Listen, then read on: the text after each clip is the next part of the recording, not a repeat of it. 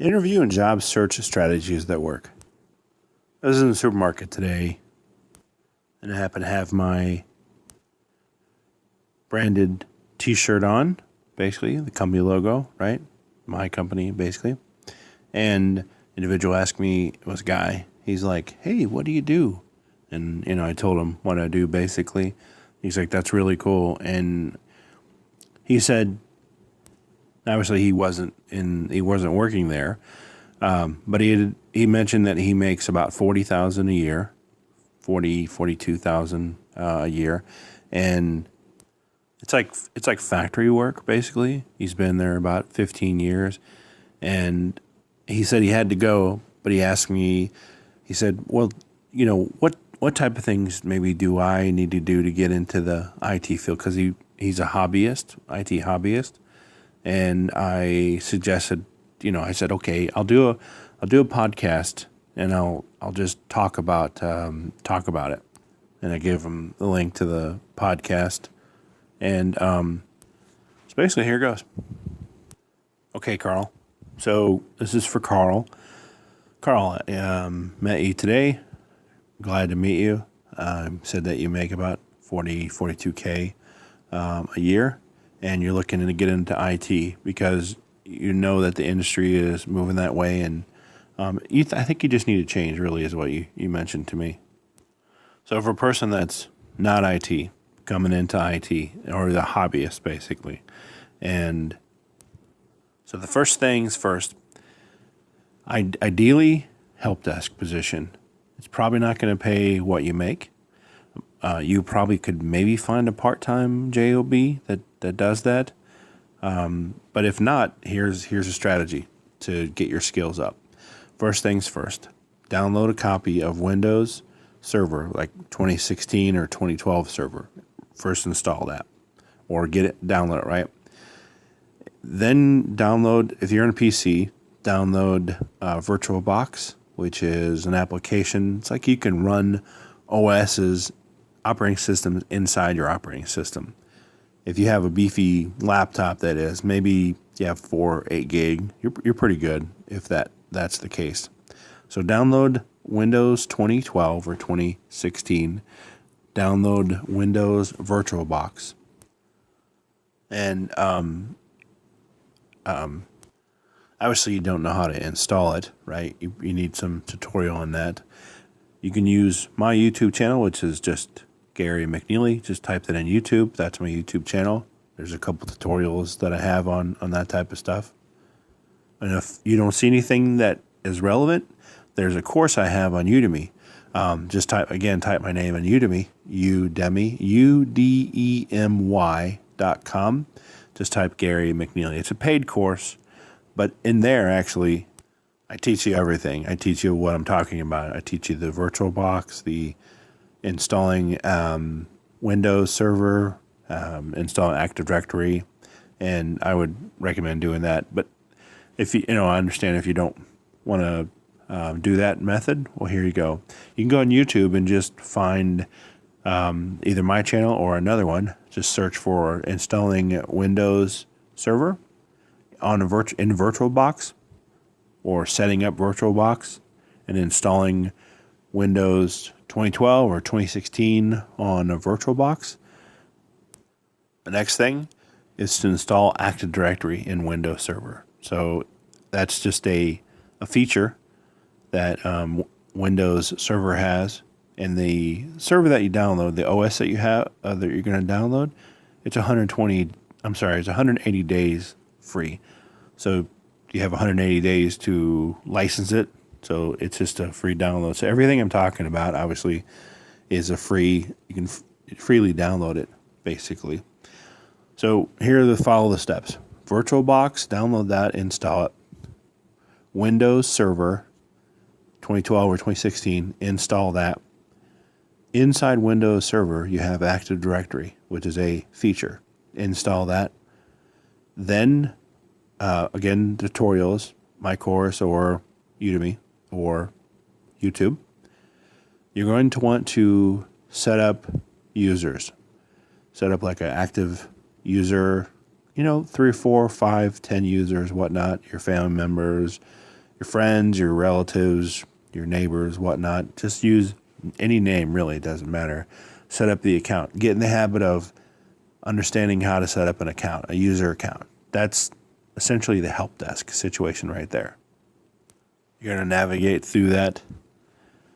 The end goal is to get familiarize yourself with how to do these, set up accounts, how to disable accounts, delete accounts, give them certain permissions, and also, so you have Windows Server, you set up or you stand up another instance of Windows Server, and what you do is you join that server to the domain.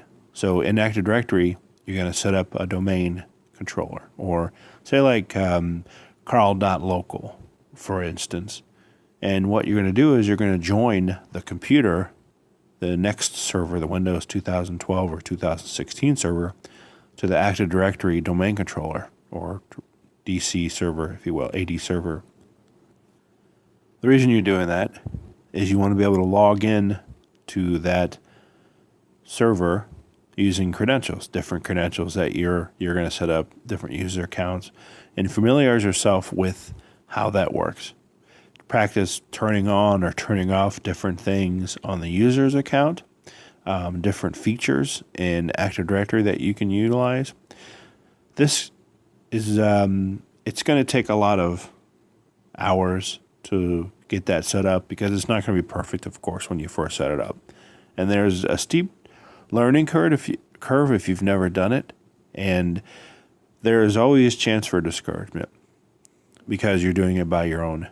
But I will tell you that you have individuals like myself out there who you can go and reach out to. You can talk. There's a meetup you can attend in your local area, and you can just talk to somebody about, well, how did you do this, or how did you do that, just to get their perspective, so that you feel like you're not disconnected from everything, and because you want to gauge if you're on the right path. Okay, I know this now, and it helps that if you talk to somebody, say like myself or someone else, okay, help desk, what do I need to know?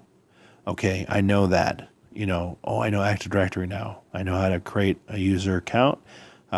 Pretty good with all that stuff. Okay, how is my skill set? And then somebody like that would just test you out and say, okay, you're good.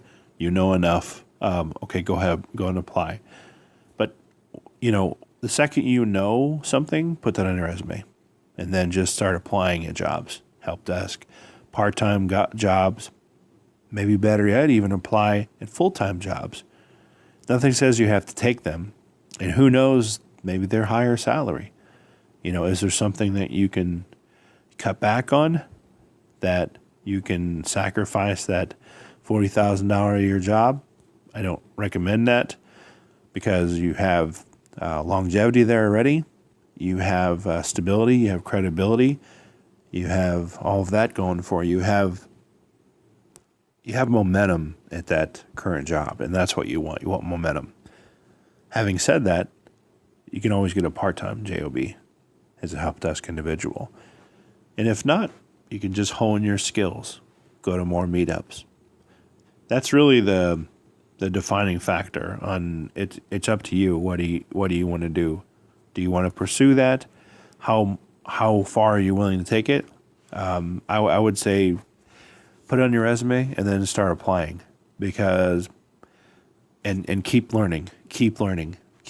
Look on their job post. Do they need something else? Can you start off as a sysadmin, or who's to say you can't? Of course, a lot of times it's nice to go from, if you don't know a lot, to help desk, then from help desk sysadmin. That's usually how it works.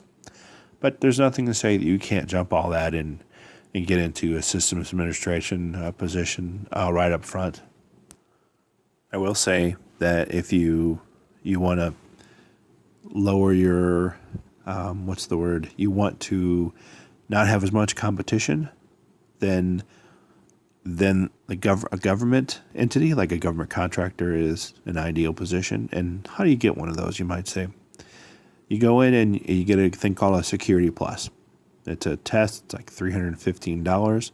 And what that does is validates it. What it does is just checks a box, really, for the government, right? As a contractor, it just checks a box. Done.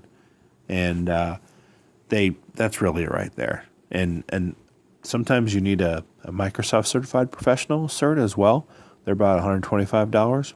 Sometimes not. Usually it's just a Security Plus, and then after 6 months or whatever, they want you to have like a Microsoft cert. That will weed out a lot of competition for you because it's a very difficult test to take, Security Plus, to get it. And there are a lot of individuals out there who they'll just hire. Okay, you know a little bit of this. Okay, you know a little bit of Active Directory. Okay, we'll hire you. Here you go. As long as you have Security Plus, that's the key right there.